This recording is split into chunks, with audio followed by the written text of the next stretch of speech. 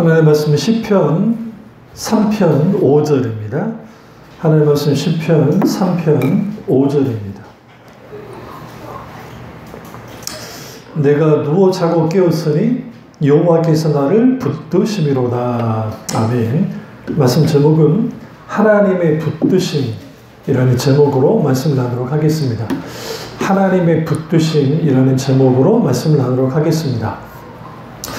이제 여러분이 시편이 표절을 보세요. 표절에 딱 보시면 그 가로 있잖아요. 다윗이 그의 아들 압살롬을 피할 때 지은 시입니다. 그러니까 다윗이 가장 그의 인생에 있어서 가장 위기이자 또 가장 절망 속에서 쓰였던 시가 오늘 시편 3편입니다. 우리가 이제 그 시편을 읽을 때에 우리가 시편은 총 5권으로 되어 있어요. 그래서 이제 이걸 묶는 거죠.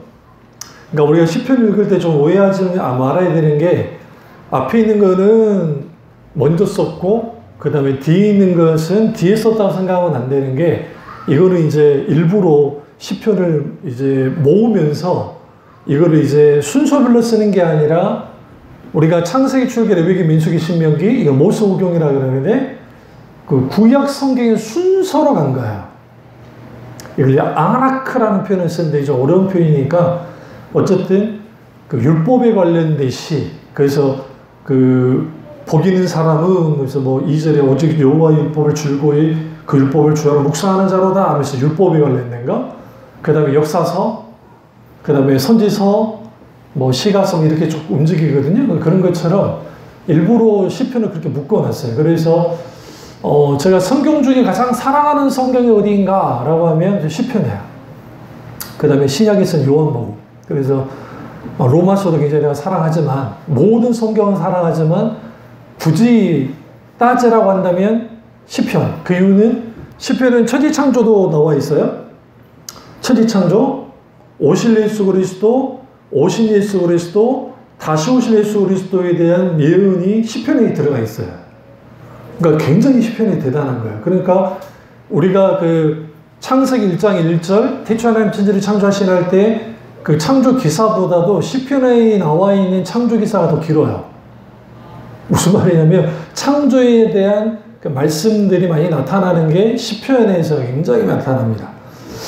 중요한 거는 이제 시편 3편이 압살롬의 쿠데타 반역으로 인해서 그러니까 쫓기고 있을 때 쓰였던 시예요. 그러니까 얼마나 비참하겠어요. 다른 것도 아니라 자식한테, 그것도 아들에게, 가장 사랑하는 아들에게 쫓기는 다윗. 근데 이때 이 시를 썼다 안 하는 거 굉장히 중요합니다. 그러니까 여러분 우리가 위기 상황, 힘들고 어려운 상황, 어느 때보다 지금이 계속 제일 힘든 것 같아. 그때 중요한 게 하나님이 붙드시리로다 하면서 그러니까 하나님의 붙드심, 그 붙드심이 어떠한 붙드심이었는지를 오늘 다윗을 통해서 우리가 들여다볼 필요가 있습니다. 그럼 여기서 우리가 아셔야 될 게 다윗과 함께 하신 하나님, 그러면 다윗의 위기를 어떻게 보셨을까? 그러니까 다윗이 쫓겨났습니다. 누구에게서? 아들한테. 그때 하나님은 어떻게 하고 계셨는가? 이때 우리는 생각해야 돼요. 다윗이 쫓겨난 예루살렘, 즉 아직 성은 아니고 다윗성이죠. 아직 이제 지어지지 않았으니까 성전도 아직 지어지지 않았고 어쨌든 다윗의 장막은 있었던 거예요. 법궤는 거기에 있었고 그럼 그런 상황에서 다윗이 쫓겨난 다윗성은 의미가 없어요. 굉장히 중요합니다. 만약에 다윗이 그러고 죽어버렸다 그러면 지금의 예루살렘은 의미가 없어져요. 왜냐하면 하나님이 다윗과 언약했거든요. 여기서 우리가 알아야 될 게 하나님이 언약한 백성은 절대로 하나님이 버리지 않습니다. 그러니까 하나님이 택한 백성은 하나님이 끝까지 붙드시는데 중요한 것은 뭐냐면 우리가 어떤 흔들릴 만한 상황, 하나님의 도움이 가장 필요한 상황이 있을 때 우리가 어떻게 대처할 것인가. 이게 이제 중요한 거예요. 근데 이 대처함에 있어서 우리가 잊지 말아야 될 게 뭐냐면 하나님이 나를 붙드신다는 사실이 굉장히 중요한 거예요. 그러니까 이렇게 생각해요. 나는 흔들리고 있어. 근데 하나님이 나를 안 붙든 것 같아. 그렇진 않아요. 어렸을 때 여러분 정통 그 팽이 돌려본 적 없죠? 여자분들이랑. 저는 어렸을 때 정통 팽이를 많이 쳤어요. 팽이치기. 근데 이제 재밌는 게 그 옛날 정통 팽이는 쉽게 치지 못해요. 기술이 필요해요. 줄을 이렇게 딱 감아가지고 탁 하면 이게 탁 돼요. 그걸 탁 치면은 이게 살아나는데 전통 팽이는 이런 식으로 되어 있기 때문에 이걸 돌리려면은 잘 때려야 돼. 가운데를 잘 때려줘야 살아나요. 근데 이제 후에 만들어진 팽이는 이렇게 납작하게 돼가지고 이제 좀 편하게 칠 수 있도록 해놨어요. 근데 그 전통 팽이 위에 우리나라 뭐 문양 같은 그 빨간색, 파란색 색깔을 칠해내서 그걸 탁 치면 얼마나 멋있는데. 더 중요한 거는 팽이 싸움이야. 팽이 싸움. 이렇게 꽃 쫙쫙 치면은 저기 채찍을 채는 것처럼 쫙쫙쫙 소리가 나요. 그리고 붙을 때 둘이 같이 동시에 쳐가지고 탁 하죠. 그러다 보면 한쪽은 이긴 한쪽이 막 질뻔하고 탁 나가 떨어지잖아요. 그러면 실력이 좋은 애들은 빨리 치면서 살려요. 이렇게. 자, 보죠. 얼마나 잘하는지 알겠죠? 이 손동작 잘하죠? 이런 식으로 치는 거예요. 이런 식으로. 왜? 하도 공부는 하고 그것만 했기 때문에. 이거 막. 탁탁탁탁 치면 그 기분이 있어요. 그러면 한 바퀴 이게 막 돌기 시작하면 그때 그 팽이의 힘, 마찬가지로 우리는 돌아야 되는데, 팽이처럼. 근데 하나님이 우리의 팽이를 마치 이 줄로 이렇게 치듯이 하나님이 나를 이렇게 쳐줘야 우리 팽이가 돌 텐데, 내가 지금 그러지 않고 있어. 이제 나는 이게 하나님 나를 안 붙드는 것 같아. 붙들고 있지 않아. 그러니까 내가 이렇게 흔들리지. 그러지 않아. 여러분, 팽이가 흔들린 모습을 보지 못해서 그러는데요. 원심력을 이용해서 이렇게 막 돌 때의 팽이와 이제 넘어지기 일보 직전의 팽이가 있어요. 근데 실력이 좋은 친구들은 이렇게 거의 넘어질 뻔만 하는 것들도 살려요. 바닥을 치면서 탁탁탁탁탁 치면서. 실력이 없는 애들은 그룹 끝나요. 당연히 누가 이겨요? 싸우면? 팽이치기 하면? 팽이치기는 어쨌든 살려놓으면 이기는 거예요. 둘이 부딪히든 어쨌든 간에 지가 잘못 쳐갖고 떨어지면 그것도 지는 거고. 그럼 그냥 하나요? 연내기 하는 건데? 아주 죽기 살기로 해요. 막 거기서 엿도 내고 사탕도 내고 막 내기하고 내기로 막 하거든요. 그러니까 우리가 하나님이 우리에게 적당히 고난도 허용하시고 적당히 시험과 문제를 허용하신 이유는 뭐냐면, 우리는 팽이처럼 계속 하나님의 은혜가 공급이 되어져서 돌아야 되는데 돌지 않고 느슨해지니까 이제 언제 어느 때 넘어질 줄 모른단 말이에요. 그때 하나님이 다시 한번 탁 쳐주는 거예요. 야, 정신 차려. 그러면 안 돼. 이번에 보니까 그 게으름이라는 책, 그 김단주 목사님 책이 몇 세냐면 지금까지 120세. 들으는 밤낮 120세. 안 놀라시네? 여러분, 일반 책 가운데 10세까지 나온 거, 좀 욕 같은데, 10번 인쇄한 것도 힘들어요. 근데 120번 인쇄. 이거는, 이 게으름이라는 이 책은 정말 슈퍼 베스트셀러예요. 그 정도면. 근데 김단조 목사님은 이제 본인이 안 가지시거든요. 그걸로 또 다시 책도 쓰시고, 그걸로 이제 구조도 하든, 또 그걸로 그 신학생들, 총신대 신학생들 식권. 그러니까 신학생들이 밥을 굶는 경우가 있으니까. 그러니까 저희 때도 이제 대학원 다닐 때 돈이 없을 수 있잖아요. 그러면 이제 그쪽에 한 세대 대학원 다닐 때 그러면 순모음의 특징이 잘 섬겨요. 그 밥 하시는 분들도 권사님들 오셔서 그래요. 그러면은 한번 타갔다가 한번 다시 가면은 그때 당시, 지금은 그때가 거의 한 30년 넘었으니까 뭐 30년 정도 되니까 그러면 달라 하면은 더 주시거든. 딱 알아요. 아이고, 혼자 먹는 게 나눠 먹는구만. 나눠 먹어요. 식권 하나 해가지고 한번 먹고, 그 다음에, 맛있습니다. 이제 번죽 좋은 사람도 있어요. 전사님들 중에. 권사님, 그럼 또 더 주세요. 더 먹어, 드세요. 가서 같이 나눠 먹는 거지. 그러니까, 우리가 하나님이 우리를 인생을 끝까지 이제 경주하도록 하실 때에 하나님이 우리를 붙들어 주지 않으시면 결코 우리는 뭐 할 수 없다. 우리는 살아갈 수 없다는 걸 알아요. 저는 어렸을 때 겨울이 되어지면 추위는 참 싫었는데 겨울만큼 좋은 게 없어요. 왜? 연 날리기가 너무너무 좋아요. 부풍으로부터 부는 바람이, 이 바람이 어떻게 바뀌어지냐면 주로 여수라는 것은 바닷바람이 주로 많이 오는데 겨울이 되어지면 바다를 향해요. 그러니까 산으로 향하는 게 아니라 바다로 향해요. 이게. 그러니까 연을 한번 딱 날리면 어마어마하게 날릴 수 있어요. 그러니까 눈에 보이지 않을 만큼 실만 있으면 그것까지 날라요. 그런데 바람이 별로 없을 때와 바람이 있을 때, 저는 지금도 연을 잘 날려요. 그럴 수밖에 없는 게 자나깨나 뭐하나 연을 날리고 연을 만들고 연싸움하고 유리 묻혀가지고 그런 짓들 하면서 막 했거든요.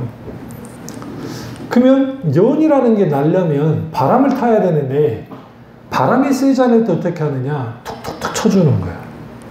연을 잘 못 날리는 것들이 냅다 달리는 거예요. 뭔 말인지 아시죠? 달리더라도 이니슈로 달려야 돼요. 보면서. 탁탁탁 하면서 달려야지 있다 하는 다음에 하느면 이미 떨어져. 옛날 김성우가 그랬거든. 애들 날려줄 때. 그러니까 내가 속으로 이제 저것은 연을 날려본 적이 없는 놈이야. 그럼 이제 주와 예하나 애들이 있으면 내가 날려준 나는 살리거든요. 샥샥 하면서 이렇게 옆으로 달리면서 샥샥 하고 탁탁탁 하면 툭툭툭툭 쳐주면 올라가거든. 풀어주거든. 그럼 그걸로 놀아라고. 또 의사기 어떤 의사기에 그런 것도 열심히 하는 놈이거든. 떨어지면 또 잡아먹으려고 하니까 어떻게든 안 떨어지게 하려고 해서 쭉 날려주는 거지. 한강에서 있어, 한강에서. 그 경우 제가 아직도 있어요. 그런데 그 연을 날릴 때 바람을 타는 거, 그런 것을 하나님이 우리에게 세찬 바람을 불어오게 할 때 우리에게 믿음의 연을 타듯이 그렇게 타기를 원해요. 그러니까 오늘 압살롬의 이 사건은 이 다윗에게 있어서 가장 절망의 사건이고 일어나지 말아야 될 사건이긴 한데 이 사건이 하나님이 가장 붙들어주는 시기가 됐어요. 사건으로 바뀌어졌어요. 그러니까 이게 우리가 왜 중요하냐면 여호와 하나님이 나를 어떻게 붙드신다. 그런데 재미있는 표현이에요. 5절에 다시 읽어보죠. 내가 누워 자고 깨었으니가 굉장히 좋아요. 여러분 같으면 자기 새끼가 죽인다고 오는데 누워 자겠어요? 잠 안 오지? 그냥 밤을 쫄딱 새면서 이놈의 새끼, 나쁜 놈의 새끼만 했을 텐데 누워 자고 깼다는 것은 그가 어떤 표현이냐면 이게 시적인 표현인데 하나님 그분을 의지하고 하나님 그분이 나를 붙들고 있었기 때문에 이런 상황에도 누워 자고 깼다는 거예요. 그리고 여호와께서 나를 붙드심이로다. 6절 굉장히 중요합니다. 천만이 나를 에워싸 진친다 하여도 나는 두려워하지 아니하리로다. 하나님 우리를 붙드십니다. 근데 하나님이 그냥 우리를 붙들어 주지 않습니다. 팽이치기 할 때 팽이에 채찍으로 줄로 팽이를 쳐야 되는 것처럼 때로는 하나님이 우리를 치실 때가 있다는 거예요. 이것은 우리를 고통 먹이게 함이 아니라 우리의 신앙이 느슨해지고 우리가 뭔가 하나님과의 관계 속에서 문제가 생겼을 때 우리를 각성시키고 깨어있게 하는 수단으로서 주님 그렇게 하기도 하고 때로는 바람을 타는 연처럼 우리가 하나님 앞에 이렇게 딱 탈 때에 우리나라는 정말 대단한 게 방패연과 가오리연이 있는데 저는 어렸을 때 잘 날렸던 게 방패연이었어요. 근데 방패연과 가오리연의 특징이 뭐가 달라지냐면 가오리연은 꼬리가 많을수록 좋아요. 그러니까 꼬리가 이렇게 길면 바람을 잘 타고 정말 확 날아가요. 단점은 뭐냐면 이걸 원래로 조작을 할 때 이게 조작할 때 이렇게 팍팍 하지 못해요. 근데 방패연은 양쪽에 꼬리가 그렇게 많지 않아요. 여러분 도시 사람이라 모르겠지만 가운데에 구멍이 뚫려 있어요. 방패의 핵심은 딱 날리면 원래로 조작하면 팍팍팍팍 돌아요. 소리가 윙 소리 나요. 윙윙윙 하면서 그걸로 싸우는 거야. 그러니까 가오리연하고 아무리 큰 가오리연하고 적당한 크기의 방패원이 딱 줄로 붙어요. 누가 이기냐? 방패인이 이겨요. 왜냐하면 아주 힘이 세고 강력해. 그러니까 하나님이 우리를 다루실 때에 왜 하나님이 나를 이런 것을 허용하셨을까? 우리를 강하고 담대하게 하나님이 붙드심을 통해서 내가 하나님께 붙들림 당해서 살아가는 법을, 그리고 이겨내는 법을, 승리하는 법을 배우도록 만드는 거예요. 그러려면 하나님의 붙드심을 우리는 경험하며 살아야 됩니다. 그렇게 하면 어떻게 해야 되느냐? 첫째로 하나님을 전적으로 의지해야 됩니다. 오늘 그가 뭐 하느냐? 오늘 다윗이 하나님을 향해서 이렇게 고백합니다. 3절, 여호와여 주는 나의 방패시요 나의 영광이시요 나의 머리를 드시는 자시니이다. 그는 알았어요. 오늘 이 모든 것들이 하나님의 임재의 장이 되기를 원했어요. 그래서 그는 모든 순간 속에서, 그게 아픈 순간이든 슬퍼하는 순간이든 기뻐하는 순간이든 눈물을 흘리는 순간에도 하나님 그분을 의지하고 하나님의 임재 가운데 있기를 원했어요. 그러니까 우리가 하나님이 나를 붙드시길 원하면 나는 하나님을 의지하기 원하고 하나님의 임재 가운데 있기를 원해야 돼요. 다윗이 그랬단 말이에요.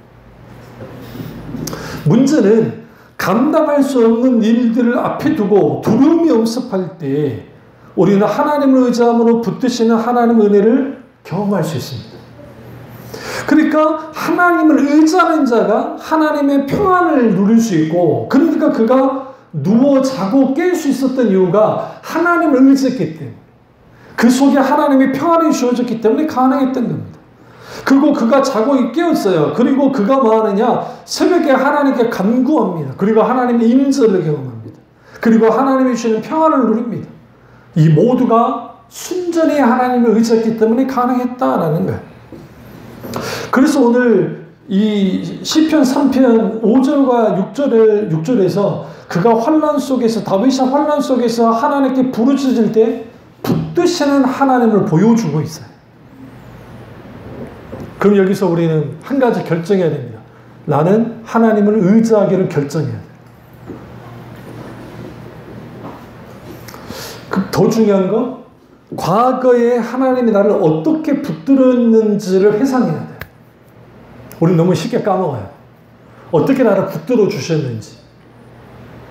그리고 이런 상황 속에서 내가 뭐 하느냐? 하나님 그분을 의지하고, 그리고 하나님 그분에게 구체적으로 간절한 기도를 드려야 돼요. 다윗은 부르짖는 기도를 함을 통해서 그가 붙드시는 하나님을 경험합니다. 원수들이 에워싸고 그가 피난길에 편히 잠들 수 없는데도 불구하고 그런 속에서도 그가 뭐 하느냐? 하나님이 자신을 붙들고 있다는 사실을 그가 알았고 실제로 경험했어요.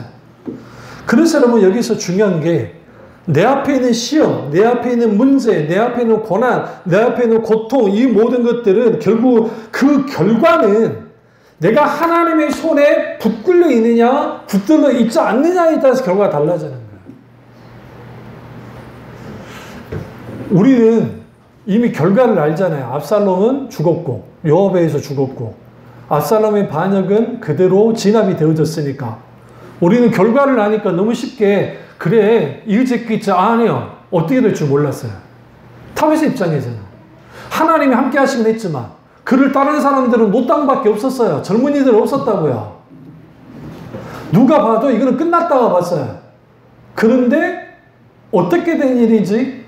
하나님께 의탁되어지고 하나님 그분의 손에 붙들어진 다윗. 그는 전적으로 하나님을 의지했기 때문에 하나님이 붙들어줬고 그 붙드시는 하나님이 함께 있어요. 문제는 그의 대적이 더 강해지고 있었다는 거예요. 모든 주도권을 그들이 끌고 나갑니다. 그걸 보면서도 다윗이 뭐라고 하느냐? 내가 하나님만을 의지합니다. 왜? 주님은 나의 방패시고 나의 영광이시고 나의 머리를 드시는 자시니까. 내가 강하고 내가 약하고 내가 잘나고 내가 못난 게 중요한 것이 아니라 하나님을 내가 의지하고 있고 하나님이 나를 붙드는 게 중요하다는 거예요. 우리 이걸 잊고 살아요. 많은. 그러다 보니까 우리가 하나님 그분이 나를 이렇게까지 붙드시는데도 내가 그냥 사시나무 떨듯이 나도 모르게 떤단 말이에요. 저도 그래요, 솔직히. 어떤 감당하기 힘든 문제가 있을 때, 상황이 있을 때 떨린단 말이에요. 근데 그 순간순간 무슨 기도를 하냐면 하나님 함께 해주세요. 하나님 나를 불쌍히 여겨주세요. 하나님 우리의 모든 환경과 문제를 능가하며 붙드시는 하나님 그분의 놀라운 손길, 어떤 손길? 의로운 오른손으로 나를 붙들어 달라고 하는 그런 기도를 하나님께 드리는 거예요. 그러면 내가 흔들리지 않고 붙들려 있어요. 어떻게? 하나님을 의지함으로요. 그런 자들 속에서 하나님의 붙드심을 경험하고, 두 번째는 하나님의 붙드심을 확신해야 돼요. 여기서 문제는 뭐냐면 압살롬 피해서 갈 때에 그렇게 믿었던 사람들이 다 등을 돌았었어요. 그러니까 연예인들이나 잘 나간 사람들이 그만하잖아요. 인기가 있고 돈이 들어올 때는 사람들이 막 몰린대요. 심지어는 그 어떤 그 뭐 이병헌, 김병헌인가 무슨 그 감독, 천만을 했던 배우 그 감독이 있는데, 그러니까 그때 이제 계약을 맺기를 그 관객수 드는 만큼 이제 돈 그 한 거죠. 그 갑자기 모르던 번호로 막 전화들이 날아온대요. 우리도 너무 출세하면 안 돼요. 그래서 하니까 뭐 예전에 초등학교 동창부터 시작해서 막 와요. 결국은 막 잘 지내 형들 돈 좀 빌려달라. 이 양반이 저보다 나이가 어리니까 그 억 단위로 빌려줬는데 안 갚아요. 돌려달라는 말도 못하고 성격이. 그런 예는 많아요. 연예인들 중에 막 저기 뜬 연예인들 주위에 붙어가지고 막 뜯어먹으려는 인간들이 하이에나처럼 막 그래버리거든요. 우리가 이제 그랬을 때에 다윗의 경우에는 그가 잘 나갈 때 정복 군주 아닙니까? 성경 보시면 다윗이 전쟁에 진 적이 없어요. 한 번도 없어요.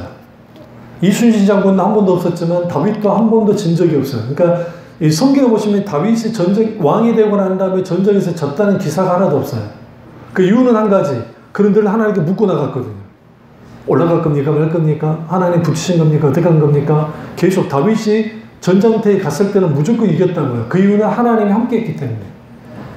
그런데 막상 압살롬이 쿠데타를 일으키고 하니까 그 주위에 있던 그를 따르던 신하들도 상당수가 그냥 돌아서 버리고 사람들이 다 이제 그 하는 거야. 그런 상황 속에 있는 다윗, 고립되어지는 나. 그런데 굉장히 중요한 게 있어요. 그럼에도 불구하고 다윗은 하나님의 붙드심을 확신하고 있어요. 그게 어떻게 가능했을까요? 사람을 의지하지 않았기 때문에 그렇습니다. 환경을 의지하지 않아서 그렇습니다. 나 자신을 의지하지 않기 때문에 그렇습니다. 많은 경우에 왜 우리가 하나님의 붙드심을 경험하지 못하냐면 하나님 이것만은 내가 붙들고 있어야 되겠습니다. 그게 집일 수 있고 그것이 우리 통장 잔고일 수도 있고 그것이 건강일 수 있고 그것이 나의 명예일 수도 있고 어떤 것일 수 있어요. 이것만은 내가 붙들고 있어야 되겠습니다. 그러니까 하나님 이렇게 말해요. 그거 놔야 돼. 놔야 돼. 그래서 많은 그 신학자들이 그 말을 하죠. 믿음이란 무엇인가? 천길 낭떠러지에서 내가 줄을 하나 붙들고 있는데 그 줄을 놔야 된다고 하는. 근데 딱 밑을 내다보니까 악어가 득실득실거려. 강에. 그걸 놔라는 거야. 놔야 산다는 거죠. 근데 하필이면 문제는 위에 이걸 이제 그 톨스토이가 그 표현을 썼거든요. 인간은 외줄에 매달려 있는 인간인데 꿀이 있어요. 바로 옆에 꿀. 맛있는 꿀이 있어요. 꿀이 있어요. 그리고 위에는 위에서 쥐가 줄을 갉아먹고 있어요. 그리고 이 밑에는 뭐냐면 아까 말했던 것처럼 이제 그 사나운 짐승이 떨어지면 잡아먹으려고 탁 지켜보고 있는 거야. 그 상황에 있는 게 인간이라고 그랬던 거야. 인간이라고. 그런데 톨스토이가 이거를 소설을 쓰면서 어떻게 하냐면 이렇게 해요. 거의 모든 인간들이 위에는 지금 쥐가 줄을 갉아먹고 있고 다 갉아지면 땅에 떨어져 죽잖아요. 근데 그걸 뻔히 보면서도 옆에 있는 꿀을 따먹으려고 줄 하나를 놓고 바둥바둥 치는 게 인간이라는 거예요. 이게 굉장히 시사한 바가 커요. 우리가 하나님 아닌 다른 것을 붙드는 것이 마치 이와 같아요. 예수 그리스도 안에서의 성공과 예수 그리스도 안에서의 승리는 정말 귀한 거야. 그런데 그리스도 밖에 있는 승리, 그리스도 밖에 있는 잘 나가는 것들, 그리스도 밖에 있는 우리 의지하는 것들은 결코 우리로 행복을 가져다 주지 않아요. 우리 그걸 끝나버려요. 그때 톨스토이가 뭐라 하냐면 이때 어떤 음성이 들릴 거다. 놔라. 이게 굉장히 중요해요. 놔라. 그럼 너 사는 거야. 놔. 괜찮아. 예수님이 놔라 그런다는 거야. 놀 것인가 말 것인가. 옳은 것을 결단해야 된다. 믿음은 마치 그와 같아요. 주님을 전적으로 신뢰했고 확신하기 때문에 내가 붙들고 있는 것을 놓지 않고서는 하나님의 붙드심을 경험할 수 없어요. 왜? 그래서 다윗이 그 요나단의 아들이었던 시므이가 다윗을 향해서 막 저주를 퍼붓고 했을 때 요압이 옆에서 이런 말을 합니다. 왕이여, 저 미친 개를, 저 지금 짖어대는 개를 내가 당장 가서 진짜 죽여버리겠다 했다고, 칼을. 근데 그거는 제가 만약에 다윗 옆에 있는 장군님이 저도 그렇게 했을 거야. 저도 한 성깔 하니까 저걸 죽여버리겠다고. 그 다윗이 그러지 마. 저야 하는 말이 하나님이 나를, 저희 입술을 빌어서 하나님이 내게 하는 말이면 어떻게 할 거냐. 그대로 놔둬라. 그리고 가는데 성경은 얼마나 리얼하게 표현하냐면 다윗이 안 죽이고 뒤돌아 가는데 시므이가 배 밖에 나와가지고 뒤에 가고 있는데 따라가면서 계속 욕을 해요. 강 건너기까지. 그것도 그놈도 대단하지 않아요? 아니 강을 건너기까지 끝까지 따라와가지고 저주를 퍼부어요.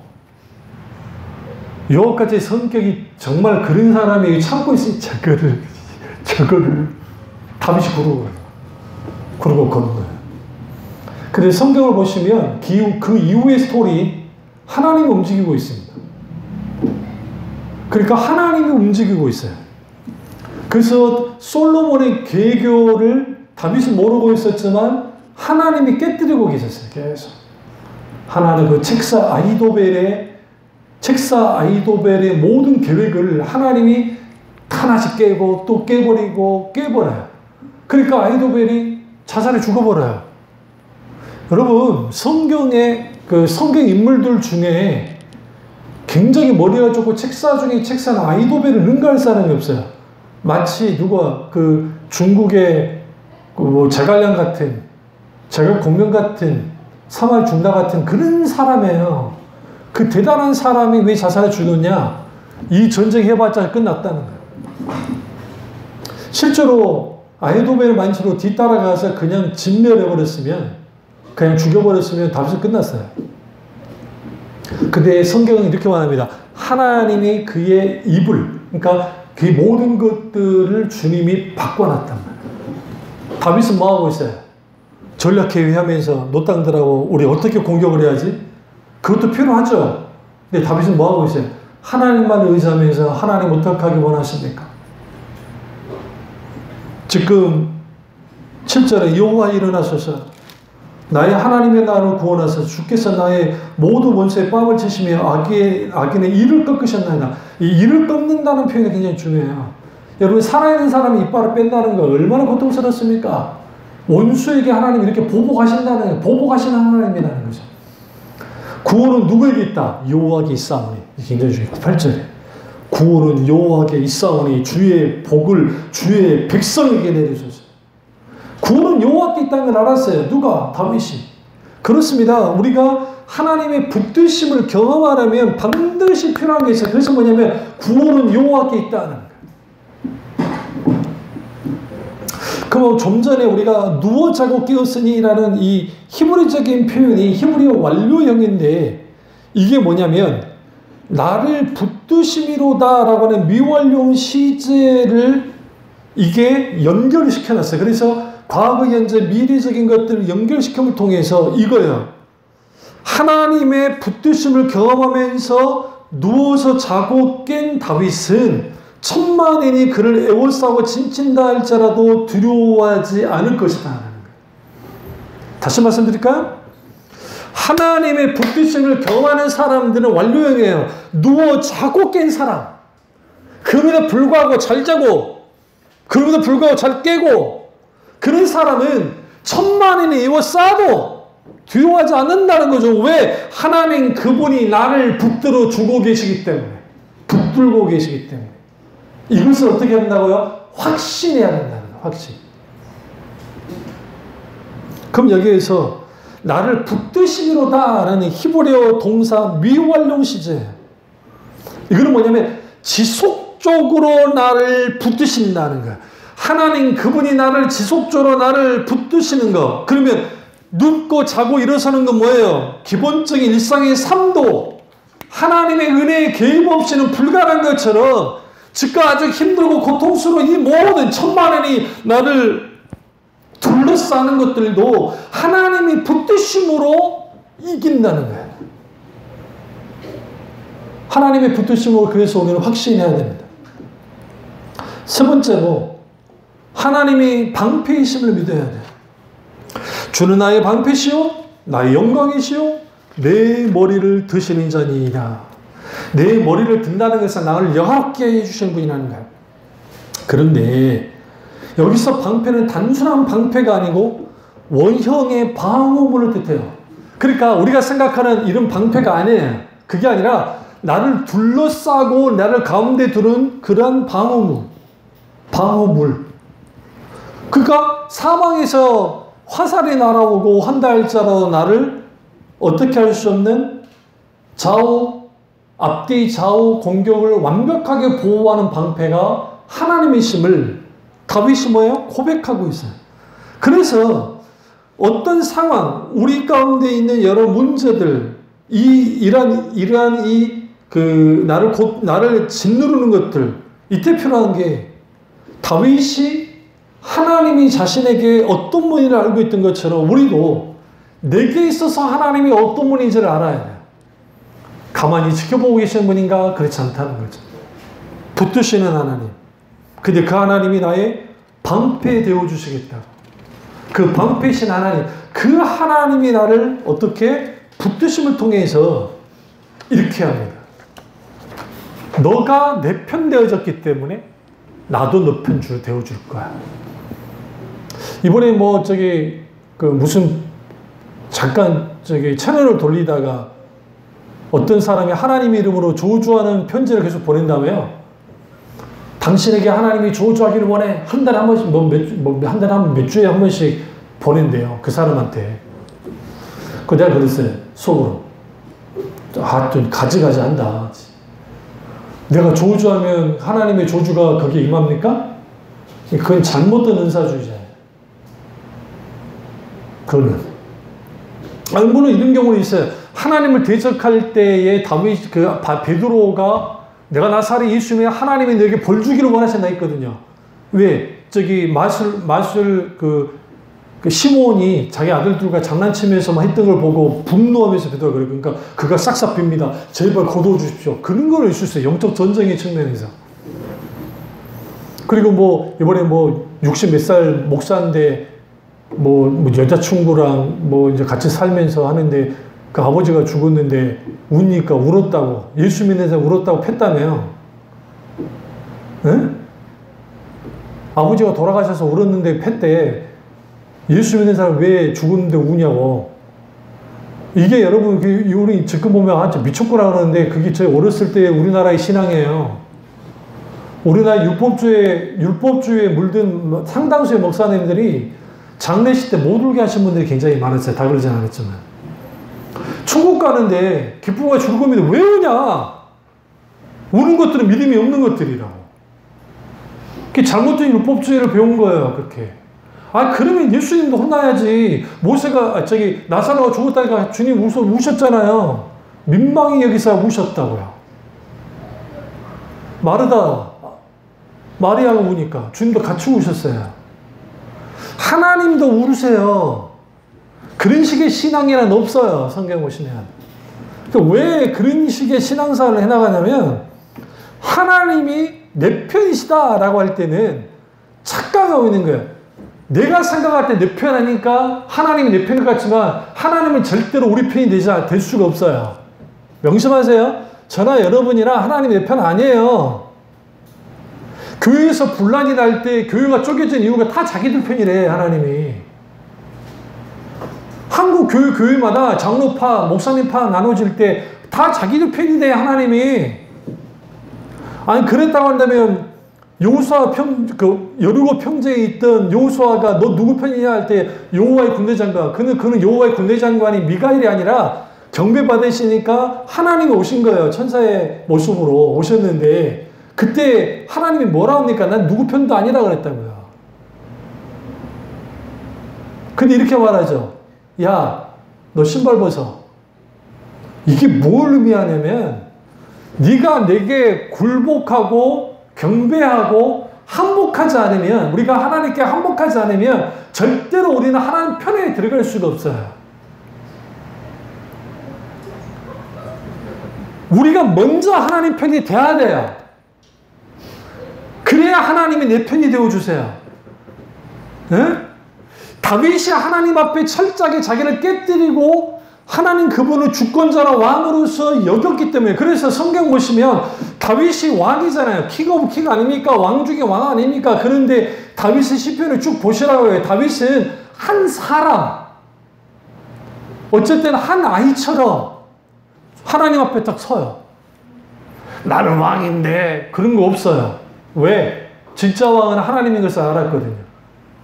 그가 왕이 된 것은 하나님이 나를 세워준 거지 내가 진짜 왕이 될 만한 자격이 있고 그런 존재가 아닌 걸 알았거든요. 그렇기 때문에 왕위를, 다윗의 왕위를 넘보는 압살롬이 너는 이제 더 이상 쫓겨난 왕, 등극한 왕, 실제로 압살롬이 왕이 돼요. 다윗의 후궁들 다 건들고 그럼 자기가 왕이 된다고요. 그래서 지금 이스라엘 왕은 누구예요? 압살롬이 왕이고 다윗의 왕이 아니에요. 사실 쫓기는 그냥 전 왕에 불과하지. 그런데 그에게 있어서는 그 왕권이라는 거, 왕 위에 있다는 그게 중요하지 않아요. 어차피 그 왕위는 하나님께로부터 왔기 때문에. 그렇다고 한다면 가장 저나 여러분이나 하나님의 붙드실 때 가장 중요한 게 뭐냐면 내가 하나님 편의 됨을 통해서 하나님이 내 편 되어주셔야 돼. 하나님을 내 편으로 만들어주는 거예요. 이걸 반전이라고 해요. 하나님의 반전. 그 반전이 탕자의 비유에서도 잘 나타나요. 둘째 아들이 아버지를 떠났고 돌아왔어요. 그럼 큰 아들은 가장 불만인 게 아버지도 불만이지만 둘째 동생한테도 불만이에요. 아버지만 없었으면 그 녀석을 끌어다가 돌로 쳐 죽여도 되죠. 그런데 성경은 놀랍게도 아버지가 둘째 아들 편이 되어주는 거야. 이게 굉장히 중요해요. 이게 우리의 모습인 거야. 우리가 잘났고 못났고 상관없이 하나님께 한복하고 나오면 하나님이 기꺼이 우리 편이 되어준다고요. 이게 시편 23편에 잘 나타나는 거예요. 여러분 댁에 가셔서 시편 23편 읽으세요. 그거 길지도 않으니까. 여호와의 나의 목자 내가 부족함이 없으리로다 쭉 나가다가 갑자기 시가 바뀌어요. 그러니까 목자의 시에서 한 집, 왕의, 그러니까 집으로 들어가는 그 주인의 시로 바뀌어지는데 그때 어떻게 해요? 그 주인이 내게 기름 부어주시고, 그러니까 사망의 음침한 골짜기를 막 했는데도 이제 나를 하려고 한다는 거죠. 어차피 사표 여기 있으니까. 그때에 원수의 목전에 기름을 부으시고 잔이 넘치게 하세요. 이게 무슨 말이냐? 그 주인의 보호 속에 들어오니까, 그 주인에게 항복하고 나오니까 그 주인이 어떻게 해요? 그분이 그를 지키는 거예요. 누구를 지켜요? 그 목자를 지켜주는 거예요. 원수를 피해서 도망쳐온 그를 지키는 거예요. 누구도 내 손에서 빼앗을 수 없어. 이제 사탄이든 그의 세상이든 그의 권력자이든 그게 누구든지. 이게 하나님을 붙드시는 거예요. 다윗이 그걸 알았어요.